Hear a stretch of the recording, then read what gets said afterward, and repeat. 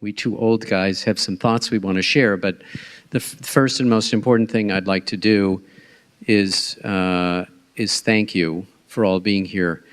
I do actually get, as severe as some people might think I am, I get quite sentimental about things, and the past 2 days I've been listening obviously to everybody, and I sort of go, my God, how did we manage to get so many extraordinary people here who are so unbelievably smart and committed, as Tony said. There's unbelievable commitment here to try to do the right thing and to help animals and help the relationship between humans and animals. So first of all, thank you all, because I know for many of you this was a major effort in time and money and resources to come here and also to enjoy our delightful weather. Also, if I could ask, I don't know where they've gone to now, I just lost track. Scott and Stephanie. Scott is here. Where's Stephanie? And Grace and Anna. And come on, stand up so that everyone... Did we lose Stephanie?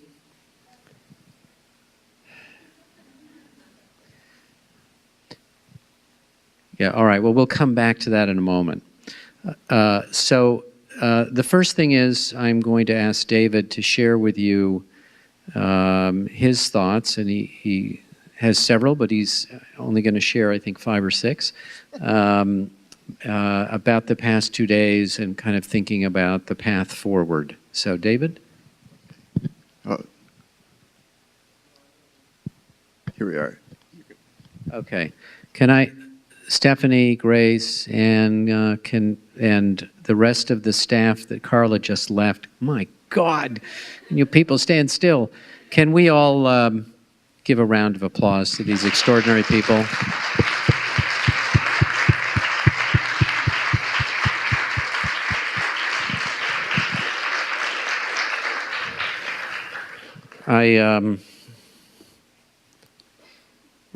You know, it's unbelievable to have the privilege to work with so many unbelievable people, and of course the rest of this organization is filled with equally extraordinary people that are doing all of the great work here. So I know, like the rest of the leaders here from zoos and sanctuaries, you're also extraordinarily proud of the people that work with you, and that's why we do the good stuff we do. So David, back to you. Okay, well, first of all, on behalf of all of us in the audience, our great thanks to Ron and the group here in Detroit, not only for the meeting, but also for the extraordinary leadership that they've all shown in this area. It's a beacon. Last year, I was in Prague and determined to not come back to North America for a 3-month period until Detroit called, and I came back for 3 days. Yeah? That's the kind of regard I have for what they're doing. It was a little daunting to see on the program that Ron and I were meant to be giving closing remarks. So I've been keeping my listening ears on and trying to find some particular messages that surfaced to me. And let me run through a few. I would say the history of humane ethics has gone through several stages.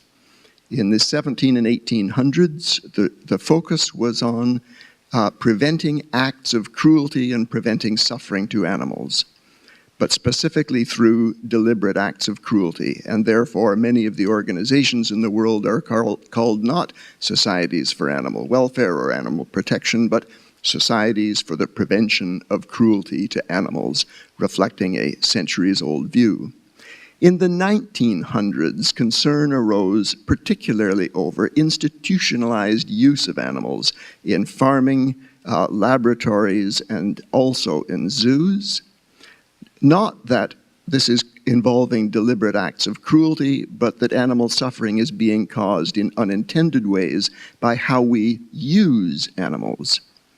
I think we're entering a third phase, illustrated by Daniel Clem and some of the other talks today, on how people are affecting animals indirectly, unintentionally, not by using them, but by putting up skyscrapers and communication towers, driving cars, creating climate change, cutting down forests, and so on.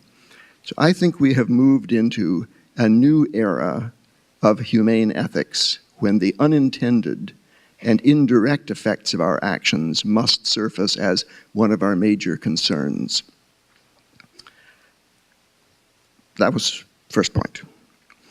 Second point, I think the role of the zoo has also evolved over the centuries. We saw a shift from menageries to conservation organizations, and now a new focus on animal welfare. I think this is very healthy. I think it helps assure the public that we are taking their concerns into account. And one expression of this is through rescue and rehabilitation of animals. In the events told by Sarah Dubois today, the Vancouver Aquarium tried to counter any controls on its freedom to breed cetaceans by emphasizing day after day, news release after news release, their work on rescuing and rehabilitating marine mammals. It was their trump card to try to defeat any people who would criticize them. But it raises a good point. Wildlife rehabilitation, although not significant generally significant in terms of achieving conservation goals, sends powerful messages about the importance of valuing individual animals. And it is an intensely popular activity. It is also an activity with a huge amount of very amateur participation. 40-some wildlife rehabilitation centers in my province of British Columbia alone, some very well run, some very poorly run. The zoo community has wonderful skill at handling animals, and I could see a lot of scope for zoos having a greater role in, directly participating in, or supporting the work of people doing wildlife rescue and rehabilitation. Third thing is I wanted to say informed compassion. So as we understand the impacts that our actions are having on animals, we see some surprising things. Daniel Clem, 1 billion birds killed by windows in North America per year. Think back to the Exxon Valdez running aground in the Arctic in 1989, a record oil spill exceeded only by the Gulf of Mexico spill more recently, and killing an estimated 250,000 birds. Windows are about the equivalent of an Exxon Valdez running aground every few hours. And yet, the spectacular event of the Exxon Valdez was universally regarded as a conservation and animal welfare disaster, whereas windows are almost completely neglected, despite an entire career of thumping on the issue by Dr. Clem. We could also point out cars now kill more vertebrates, terrestrial vertebrates, than hunters in North America. Cats killing at least 1 billion birds plus a larger number of mammals in North America. And this is not natural predation. This is predation maintained at a bizarrely high level by a predator that we have introduced and maintain at levels that could not possibly be maintained by a natural food supply. People have compassion, but it is uninformed compassion. And zoos, through the kind of humane education programs actually being done here, which I'm a big fan of, zoos could be giving this message to the public so that the compassion that most people have becomes informed compassion with a focus on the things that they do in their daily life that contribute to animal problems. Next point. If we divide those harms to animals into two categories, those that are done very directly and those that are done indirectly, we see two different pictures. For the direct harms, things like windows, there actually are mitigative actions. And here's a place where zoos could become advocates for change in how people live, how buildings are designed, things like vehicle speeds in sensitive areas of wilderness habitat, the height of communication towers, which is the single strongest predictor of how many birds that they will kill, and so on. So there's a real role here for advocacy for animals against the kind of changes that are happening. The indirect ways in which we harm animals, and climate change and pollution are the most severe. For these, there are no simple mitigative measures. What we have to do is stop causing the harm in the first place. And here I think the message is not so much an advocacy message to policymakers as an individual message to citizens and how they live, that for the sake of animals, if not for future generations, we need to cut back on our ecological footprint. We've also heard some spectacular messages from other parts of the world, and of course, emerging economies like China and India, where these problems, the materialism and consumption and energy use, car use, are on the rapid increase. There's a tremendous need to help institutions there. At the same time, as we saw, a lot of animal suffering is related to human poverty. And so for zoos, this is the case of marginal return we've just heard, for zoos to put some resources into working with fellow organizations, working both in the emerging economies and in the poor countries where poverty is a major cause of animal suffering. This would be a wonderful direction. Finally, I heard the word zoo profession used quite a few times. What is a profession? First of all, a profession has standards that aren't generally, skills and education that aren't generally shared by the general population. Good, I think that's covered. Professions also have standards and make sure they have a self-regulating mechanism to make sure that their own members adhere to those standards. For the most part, we don't want to see, the doctors don't want to see their own professional members ending up in court for breaking the law. They want to discipline their own members and stop them from being doctors. I would say the zoo community is part way on that route through accreditation processes, but we've heard from both Canada and the US in this meeting how far there is to go. The third thing that a profession does is to set standards that conform to public expectations and thereby maintain public trust. This means that standards can't simply be technical standards. They are also value-based standards, and the way to achieve that is a robust communication with the public, including critics of the institution. Okay, can I summarize in one long sentence?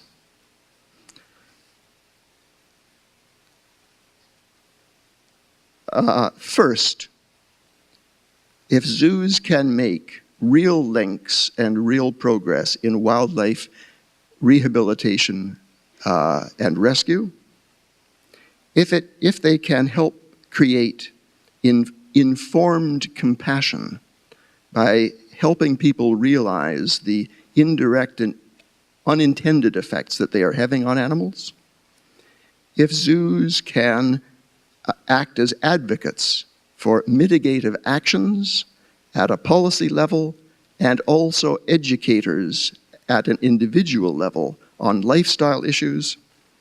If zoos can work with fellow institutions in emerging economies and in poor countries, and if zoos can move closer to a professional model, then I think we can declare this meeting a complete success. Thank you, David. Actually, what I'm going to do, because I think that on all of those fronts I would echo David's thoughts. So I'm actually only going to talk about where I might see it slightly differently.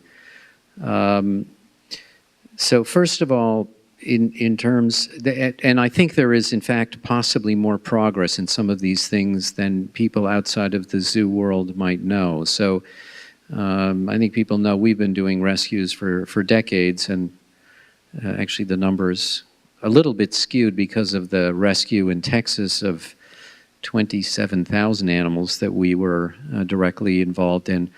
But certainly somewhere in the neighborhood of 30,000 animals we have been involved in the direct rescue, and many of those, not many, several thousand of those animals have come here at one point or another. And that, I think, is now a story that we hear more and more from other zoos around the country. So I think that message is emerging. The issue of climate change also is something which I think a lot of zoos have now embraced as something that it is our responsibility to take on. Where I think there is resistance, although I agree with your comment about this is the path forward, is the issue of advocacy. And there are many, many areas where we can be advocates for things, but the moment you become an advocate, you're taking a position on something. And when you take a position on something, there usually is somebody else who has an opposite point of view. We rescued racehorses, and that we did that so that we would have quote-unquote standing to talk about horses in horse racing. We rescued circus animals so we could talk about circuses. But that creates an equal and opposite effect. And I think in general the zoo community is a relatively conservative one. The part that is really tough and requires us to keep going, and this is, I would say, I guess, my one request to our zoo colleagues. We've got in the room, I think, at least 10 people here who lead major AZA institutions and are incredibly thoughtful and smart and successful. We are missing 218 others. And the question is why? And I think this is still an arena that is to some extent feared. To some extent it's feared because it's not well understood. And as I've said before, to some extent, I think people know in the back of their minds that for some of the things that we would need to do in the zoo world to make a dramatic difference, we can continue to go at the pace of evolution, which we all know, in human terms, it's really slow, or we can try to do quantum leaps. And that requires brave decisions like John Racanelli and a number of others in this room to basically change the paradigm. The only way that's going to happen is if people understand the issues, and if, as in all professions, the intrinsic, I'm not saying this to be provocative, but I don't know a different word for arrogance, but the intrinsic arrogance we have as professionals sometimes gets in our way of realizing that actually there are a lot of things we don't know. I think everyone in this room is an expert in a whole bunch of areas, and I think everyone feels the same way I do. And I've been working in the welfare ethics field for 25 years. I've learned a lot, and I think you all feel that way too, but we want to. We want to learn that. And I think we have got to cajole and encourage, not in a hostile way, but encourage the leadership within the zoo community, brave souls like Deb Luke and the directors here. If we could all basically embrace a couple of fundamental issues, and Keith Winston, I think, said it the best, that, you know, we don't really need to argue of nuances too much, but we have a responsibility, and we have an opportunity as well, which is we touch hundreds of millions of people every year. And so whether the advocacy is in a more kind of informing the public, as David was talking about, or whether it's more about, you know, we were in Lansing trying to get legislators to not allow trophy hunting of wolves, and we failed. The public is a much easier discussion, and that's still, we'll see what happens in the end. But I think we have to be willing to go outside our borders. The last thing I would say, and again, this is, and if David, if you have further thoughts on this, I'd like you to share them, because it would help me and it would help others who feel that we have a responsibility to try to be helpful. When we talk about other challenged situations abroad, and we've heard some heroic people and stories over the past couple of days. When we were asked to go to China, we were very, very conflicted. We were very worried that short term, I don't know, maybe Terry is thinking about this now in terms of the pandas in the same kind of way. Short term, we probably can be helpful, but are we going to enable what ultimately is minor improvement, but sort of perpetuation and almost validation of ongoing fundamental foundations of how communities interact with wildlife?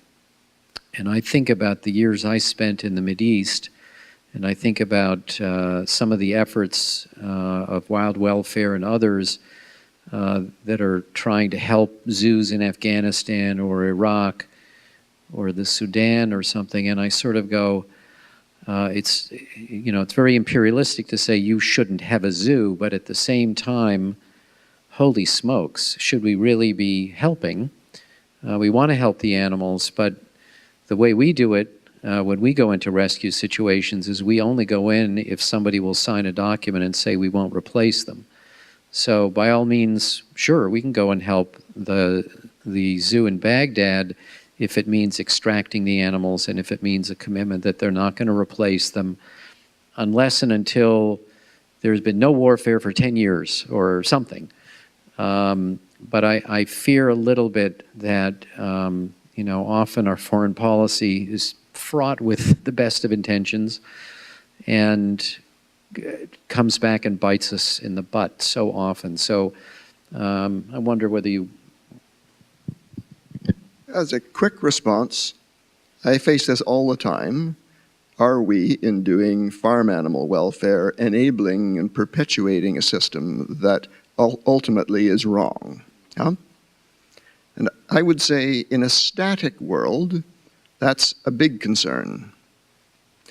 In a world where every person gets 1 day older every day, it's less of a concern, because in the course of doing that stuff, where you don't know quite what the trade-off of costs and benefits will be, at the same time, if you can influence younger people, that's where the real change is going to come.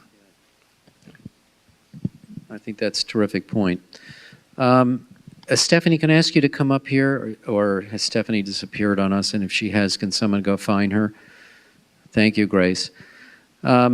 We have a couple of minutes, and so I would like to open this up. And if anybody would like to share their thoughts in, at 30,000 feet or 35,000 or whatever, let's hear from you. Where would you like to give us advice? Where would you like to give others advice? Or what do we still need to address that is not addressed adequately? Yes. All right, so my question is, Ron, you guys here are being extremely progressive, and I think you guys are doing like a really amazing job. But what are your plans for kind of influencing the rest of the zoo community? Then, do you see yourself? I mean, obviously, you guys are leaders. So, what kind of things are you doing to kind of spread what you're doing here amongst all the other zoos? So, among the things that we do. Thanks, Mike, for the question. Among the things that we do, we host workshops, and we've now hosted 3-4 workshops where we've had, this gets back to Tony and Terry's comments, I think, about the younger people. We don't generally get senior leadership to come to the workshops.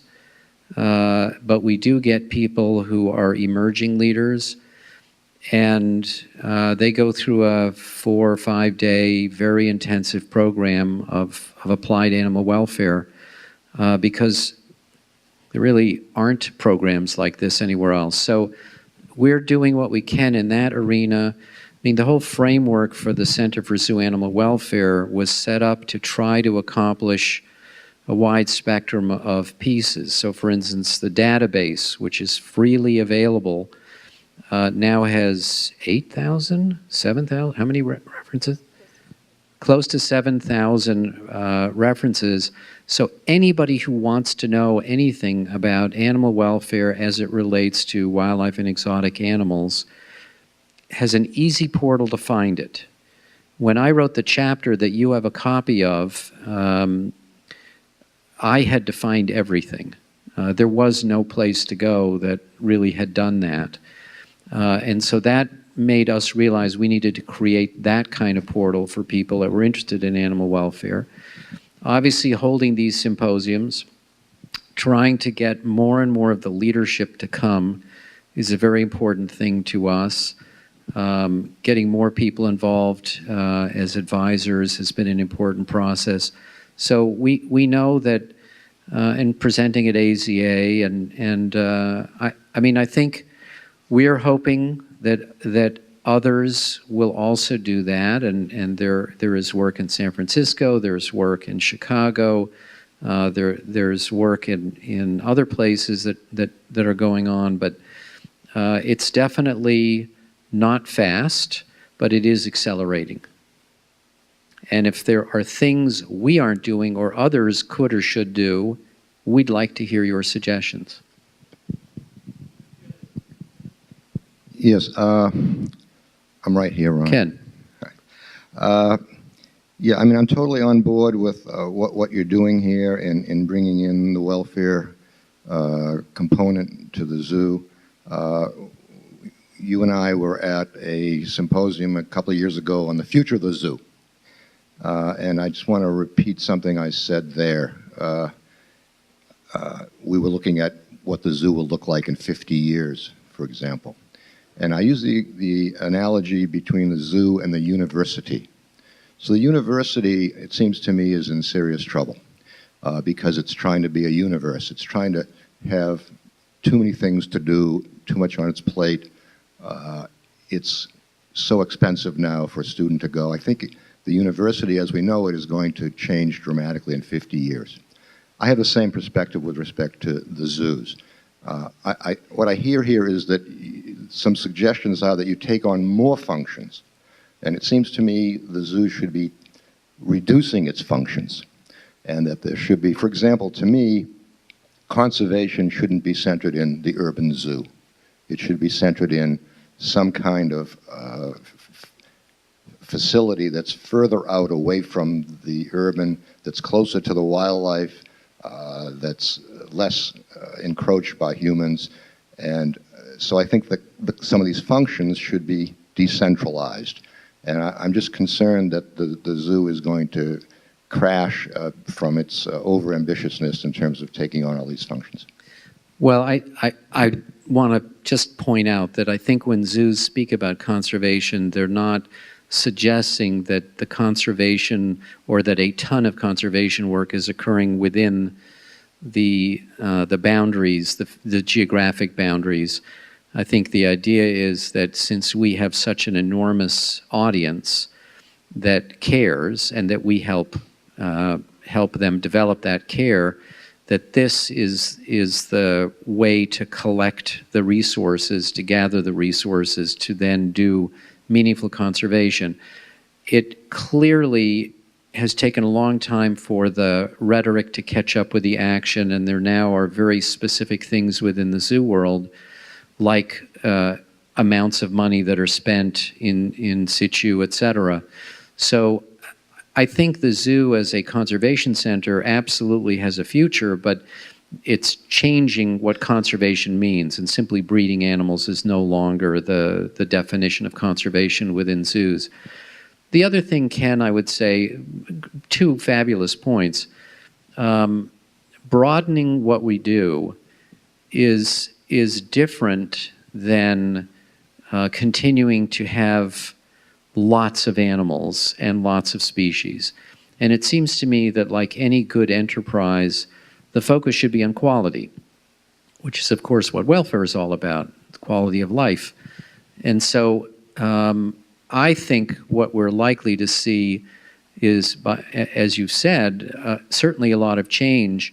I think what's going to happen is we will be more issue, more advocacy, more of an educational kind of center with fewer species, fewer individual animals, actually more attention to the individual animals, which is a great thing and great for welfare, because that is what people relate to.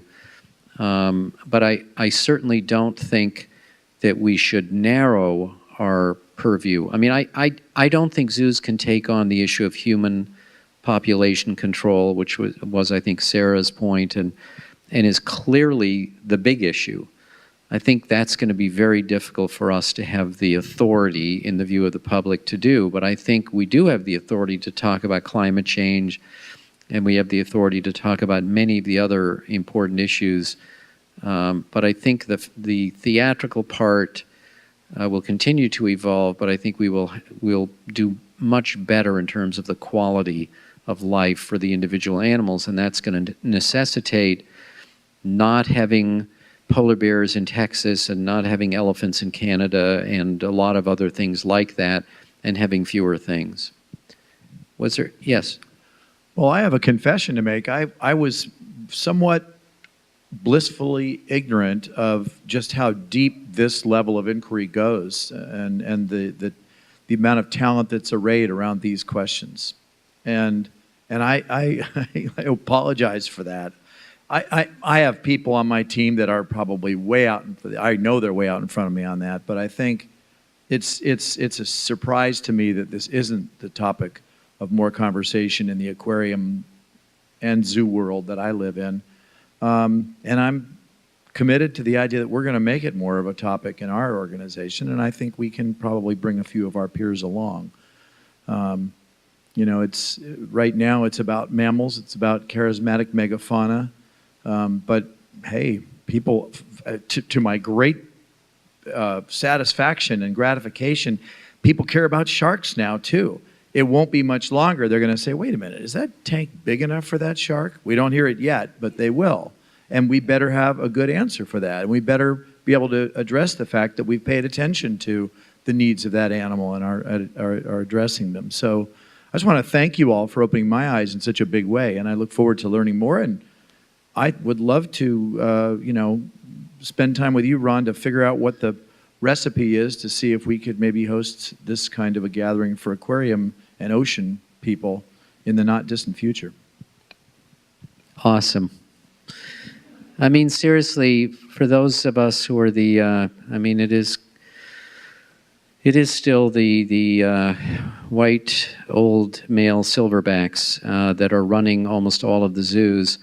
We must get the leadership of AZA. Not, Deb Luke is doing everything she possibly can within the administration, but AZA is sort of a membership organization, and so there's only so much the staff can do. We've got to get the leaders of AZA institutions to do what you're doing, John, which is, I need to know more. And you're very thoughtful, and that's what we need. If we have thoughtful people at the table, we can do anything. Up at the top? Yes, you do. Get Scott some exercise. You have your Fitbit on, by any chance? I'd just like to say that I find this sort of discussion extraordinary. And I'd also like to add, I've said to several of you in the room, that the animal movement, the animal advocacy movement, and the zoo community are like England, like Patton said about Britain and the United States. He said there were two countries divided by a common language. Well, the zoo community and the animal protection community are two communities divided by a common concern. We express it somewhat differently. There are linguistic challenges because people tend to sort of hold fast to the notion that I'm a scientist, I'm not an animal advocate, or I'm an animal advocate, I don't believe in the science necessarily. So you have a certain sort of elements like that. But the moment, for example, that Disney says we're going to start addressing the euthanasia issue, and we're not going to euthanize animals in ways, it's going to change the way that that community starts looking at these issues in very significant ways. And I go back to my time at Tufts. We had a lab animal facility, we did animal research, we had dogs that we had a little colony of dogs that had storage disease, Portuguese water dogs. They would be dead by the time they were 12 months old. And I was called in to administer a sort of judgment on one of these unfortunate animals, 7 or 8 months of age, and was unable to drink because every time it went to drink it would flip over, do a sort of backflip. It was 17 pounds, Portuguese water dog, 8 months of age. So we euthanized it. That changed my relationship with the animal care staff in extraordinary ways. I mean, I was the animal advocate at Tufts, but nobody would come to me with their concerns until after I'd authorized the euthanasia of that dog. Same thing's going to happen with John in terms of the decisions that he's been making at the National Aquarium. It's going to change the way his staff perceives the leadership and perceives the space that they're allowed to engage in and allowed to discuss. And that's the leadership provides the vision and the context here, and that's going to be what I see in this conference is an extraordinary groundswell that I think is going to change the way the zoo world develops in the course of the next decade. Would love to be part of that as a member of the Humane Society of the United States.